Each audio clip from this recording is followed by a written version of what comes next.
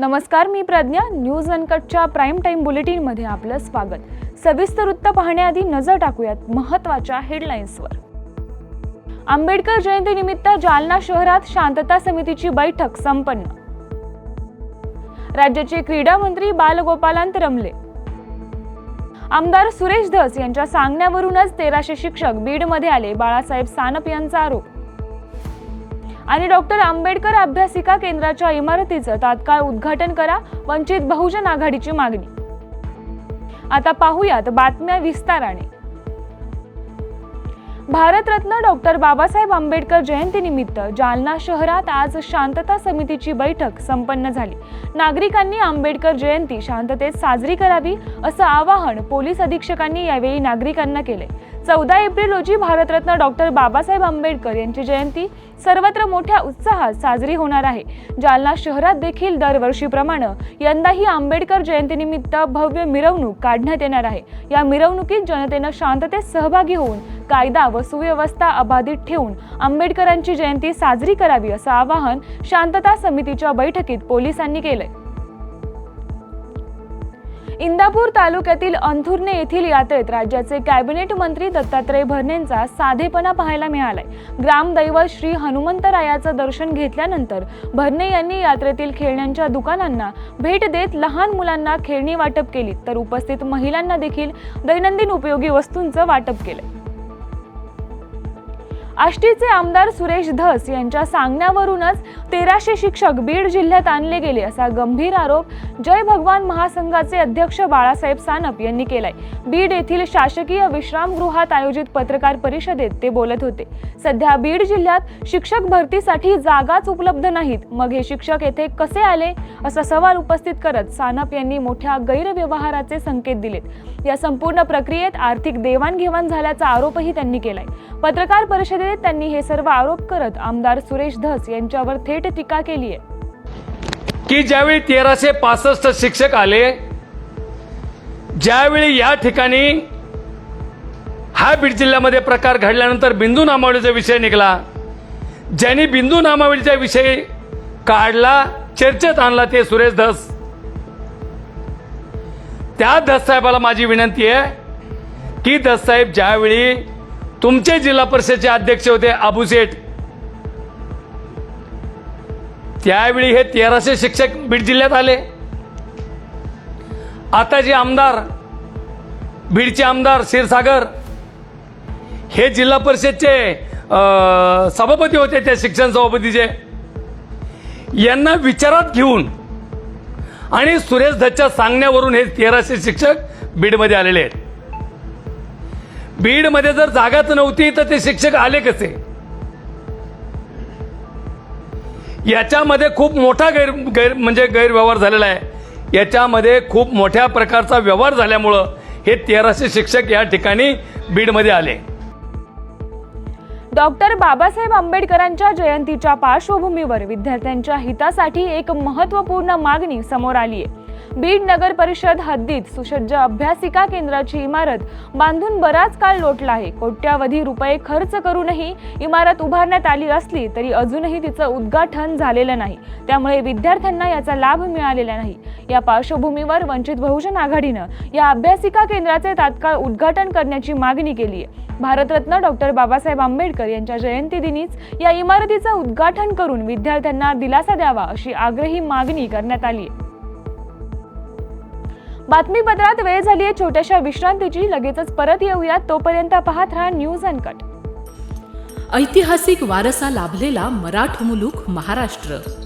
या महाराष्ट्राला विविध रंगी छटा आहेत. साहित्य, कला, पर्यटन, नृत्य, भाषा, संत परंपरा अशा विविधतेने तो नटलेला आहे. हीच गौरवशाली विविधता जपत सुवरंग मराठी केवळ महाराष्ट्राच्या सांस्कृतिक संहितेपुरते मर्यादित न राहता समकालीन नवकल्पनांवर आधारित कार्यक्रमांद्वारे मराठी मनोरंजन विश्वात स्वतःची एक अनोखी जागा निर्माण करत आहेत. मराठी मनोरंजन क्षेत्रातील उत्तम दिग्दर्शक, लेखक आणि निर्मात्यांच्या प्रतिभेचा पुरेपूर वापर करून मनोरंजनाचा आगळा वेगळा रंग उधळण्यास आम्ही सज्ज आहोत. स्वरंग मराठीचे उद्दिष्ट मराठी मनोरंजन क्षेत्रामध्ये मनोरंजनाची वहिवाट सोडून, रूढीवादी पद्धती तोडून मनोरंजनाचा समृद्ध अनुभव प्रदान करून देण्याचा आहे. म्हणूनच यात विविध पद्धतीचे मनोरंजक आणि माहितीपूर्ण कार्यक्रम स्वरंग मराठीवर बघता येतील. शेवटी एकच, धकाधकीच्या जीवनात धांगडधिंगा करण्यापेक्षा बसूया, हसूया, गाऊया, जगूया. नाती गोती श्रावण मोती गावामधले जिवंत रंग. नाती गोती श्रावण मोती गावामधले जिवंत रंग. चला जोडूया, चला पाहूया, जशी संस्कृती तसा स्वरंग. बातमीपत्रात पुन्हा एकदा सर्वांचं स्वागत. आता पाहूयात उर्वरित काही महत्त्वाच्या घडामोडी.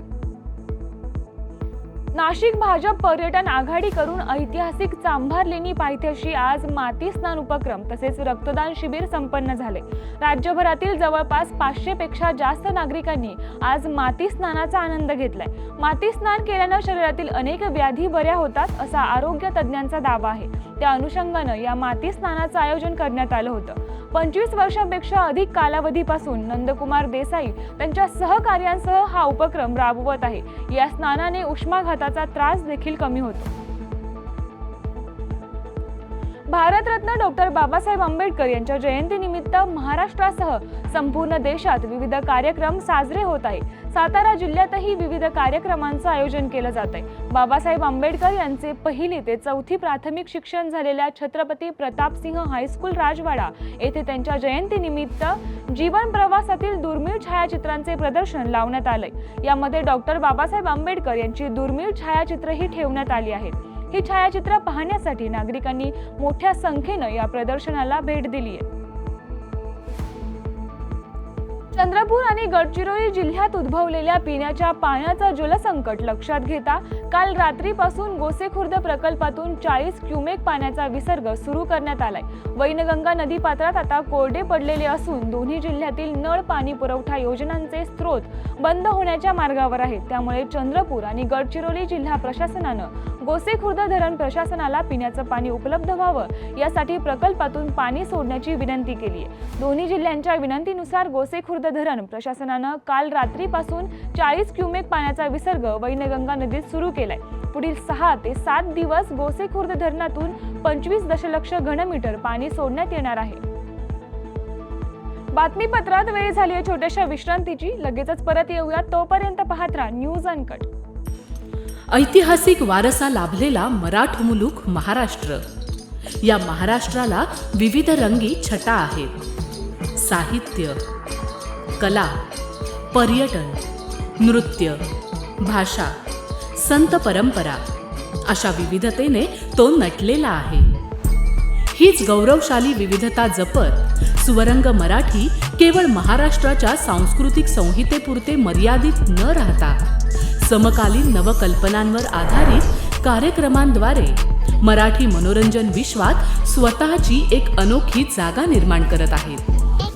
मराठी मनोरंजन क्षेत्रातील उत्तम दिग्दर्शक, लेखक आणि निर्मात्यांच्या प्रतिभेचा पुरेपूर वापर करून मनोरंजनाचा आगळा वेगळा रंग उधळण्यास आम्ही सज्ज आहोत. स्वरंग मराठीचे उद्दिष्ट मराठी मनोरंजन क्षेत्रामध्ये मनोरंजनाची वहिवाट सोडून, रूढीवादी पद्धती तोडून मनोरंजनाचा समृद्ध अनुभव प्रदान करून देण्याचा आहे. म्हणूनच यात विविध पद्धतीचे मनोरंजक आणि माहितीपूर्ण कार्यक्रम स्वरंग मराठीवर बघता येतील. शेवटी एकच, धकाधकीच्या जीवनात धांगडधिंगा करण्यापेक्षा बसूया, हसूया, गाऊया, जगूया. नाती गोती श्रावण मोती गावामधले जिवंत रंग. नाती गोती श्रावण मोती गावामधले जिवंत रंग. चला जोडूया, चला पाहूया, जशी संस्कृती तसा स्वरंग. बातमीपत्रात पुन्हा एकदा सर्वांचं स्वागत. आता पाहूयात उर्वरित काही महत्त्वाच्या घडामोडी.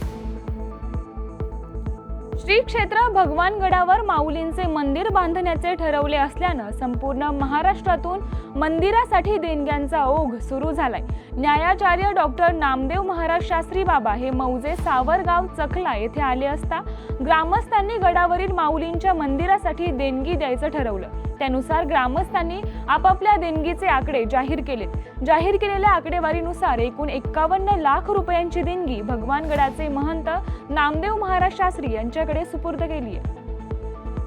भगवान बाबा की आज मराठवाड्यामध्ये सगळ्यात जुनं गाव परमार्थाचं सावरगाव जे बोरगावच्या शेजारी आहे, आज 13/4/2025 या दिवशी 51 लाख रुपये झालेले आहेत। जालन्यात डाव्या कालव्याच्या सीआर गेटवरचे शेतकरी धरणे आंदोलनाला बसलेत। अंबड तालुक्यातील करंजळा येथील कोरड्या पडलेल्या जोगलादेवी उच्च पातळी बंधाऱ्यात जायकवाडी डाव्या कालव्यातून पाणी सोडण्याच्या मागणीसाठी शेतकऱ्यांनी हे अनोखं आंदोलन केले। गोदावरी नदीवरील जोगलादेवी उच्च पातळी बंधारा कोरडा पडलाय। या बंधाऱ्यात जायकवाडी डाव्या कालव्यातून पाणी सोडलं जाईल असा शब्द शेतकऱ्यांना देण्यात आला होता। मात्र एक आठवडा उलटून सुद्धा जोगलादेवी बंधाऱ्यात जायकवाडी डाव्या कालव्यातून पाणी सोडण्यात आलेलं नाहीये। त्यामुळे अंबड तालुक्यातील करंजळा येथील संतप्त शेतकऱ्यांनी आज जोगलादेवी बंधाऱ्याच्या सीआर गेटवर बसून धरणे आंदोलन सुरू केले। जायकवाडीच्या डाव्या कालव्यामधून पाणी मिळालंच पाहिजे अशी शेतकऱ्यांची मागणी आहे। मागच्या आठवड्यामध्येच पाणी सोडतो असा शब्द दिला, शब्द देऊन सुद्धा ते वेळोवेळी टाळाटाळ करत असल्यामुळं नाईलाजाने आज जोगलादेवी बंधाऱ्यावरील जेवढे काही ग्रामस्थ आणि गावकरी आहेत त्यांनी सगळ्यांनी एकमताने एक ठराव केला की हे अशा पद्धतीने सोडणार नाहीत। म्हणून आज आम्ही हे जी सीआर गेट आपल्याला करंजळा येथील दिसत आहे, या गेटच्या माध्यमातूनच पाणी सोडण्यात येतं म्हणून या ठिकाणी धरणे आंदोलन करण्याकरता जवळपास 8 ते 10 गावातील सर्व ग्रामस्थ या ठिकाणी आलेले आहेत। आज धरणे आंदोलनाच्या माध्यमातून त्यांना एक इशारा या ठिकाणी आम्ही सगळे देतो, जर त्यांनी आज पाणी नाही सोडलं तर उद्यापासून आम्ही सर्व शेतकरी बांधव आणि ग्रामस्थ या ठिकाणी उपोषणाला बसणार आहोत। त्यामुळे सहकार भारती आणि राणी भवन यांच्या संयुक्त विद्यमाने नाशिकच्या सिटी सेंटर मॉल समोरील लक्षिका मंगल कार्यालयात 2 दिवसीय पापड महोत्सवाचं आयोजन करण्यात आले। या महोत्सवात शहर आणि जिल्ह्यातील सुग्रणी महिला बचत गट तसेच श्री गुरुजी रुग्णालयाच्या अंतर्गत असलेल्या संकल्प सेवा समितीच्या आदिवासी पाड्यांवरच्या महिला सहभागी झाल्यात। जिल्ह्याच्या विविध भागांतून आलेल्या महिलांनी या महोत्सवात विविध प्रकारचे पापड, कुरडई, मूगवडे यांसह वाळवणाचे पदार्थ विक्री करण्यासाठी उपलब्ध करून दिलेत। महिलांना या व्यवसायातून स्वतःच्या पायावर उभे राहण्यासाठी पाठबळ मिळणार असून गेल्या 3 वर्षांपासून हा महोत्सव नाशिककरांच्या पसंतीला पडल्याची प्रतिक्रिया सहकार भारतीचे शरद जाधव यांनी दिली आहे। एकूणच आपण पाहतो का सगळ्या महिला या वाळवणाचे पदार्थ घरी तयार करतात, परंतु त्यांना कुठं बाजारपेठ मिळत नाही। म्हणून शहरी, ग्रामीण आणि आदिवासी भागातील महिलांना वाळवणीचे जे पदार्थ तयार करतात त्यांना एक बाजारपेठ, हक्काचं बाजारपेठ मिळावी, हक्काचं एक व्यासपीठ मिळावं, हक्काची एक जागा मिळावी की ज्या ठिकाणी नाशिककर ज्याला व्हिजिट देतात आणि वर्षभर जे काही वाळवण लागणार आहे त्याच्यासाठी ते निश्चिंत होतात। म्हणून या सगळ्या लोकांना ज्याला म्हणतो आपण वाळवणाची एक बाजारपेठ मिळावी म्हणून आमचा हा प्रयत्न आहे आणि त्याला कालपासून सुरुवात झालेली आहे आणि त्याला प्रचंड प्रतिसाद असा मिळालेला आहे। कालचा जो फुटफॉल आमचा 19,000 लोकांनी कालपर्यंत व्हिजिट दिली होती आणि आम्हाला आज जवळजवळ 40,000 लोक, 40 ते 45,000 लोक या महोत्सवाला व्हिजिट देतील असा आमचा अंदाज आहे। यासह प्राईम टाईम बुलेटिनमध्ये इथेच थांबूया। पाहत रहा न्यूज अनकट।